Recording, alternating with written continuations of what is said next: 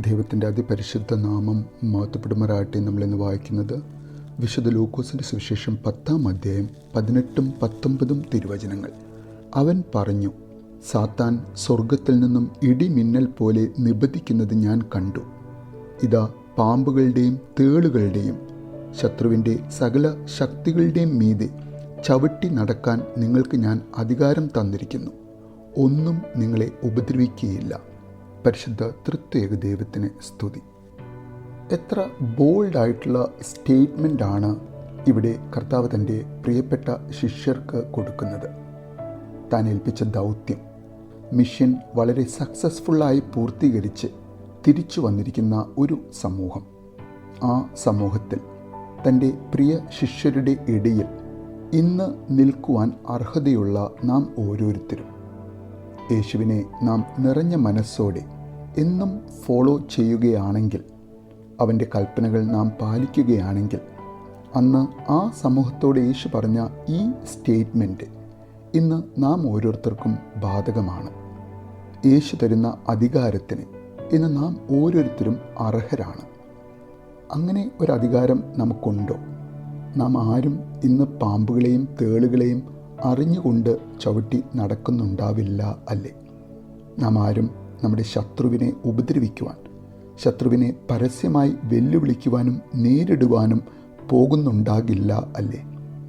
അപ്പോൾ പിന്നെ യേശു ഈ പറഞ്ഞ വാക്കുകളുടെ പൊരുൾ എന്താണ്?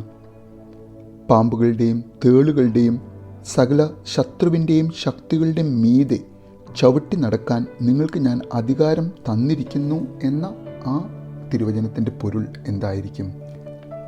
അതിനുള്ള ഉത്തരം ഈ 2 വചനങ്ങളുടെ തുടക്കത്തിലും അവസാനത്തിലും ഉണ്ട്. യേശു കാണുന്ന നമ്മുടെ ഒരു സംരക്ഷണ വലയമുണ്ട്. നമ്മുടെ കണ്ണുകൾക്ക് അപ്രാപ്യമായിരിക്കുന്ന ദൈവിക സംരക്ഷണ വലയം.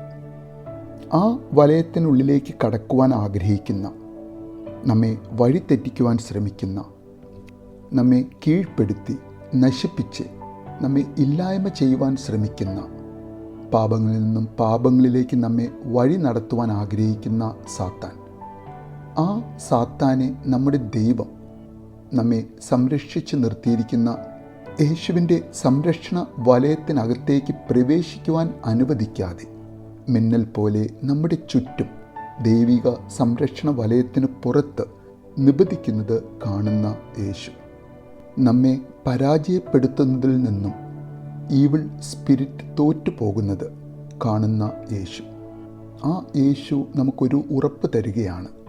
ഒന്നും നിങ്ങളെ ഉപദ്രവിക്കുകയില്ല എന്ന ഉറപ്പ്.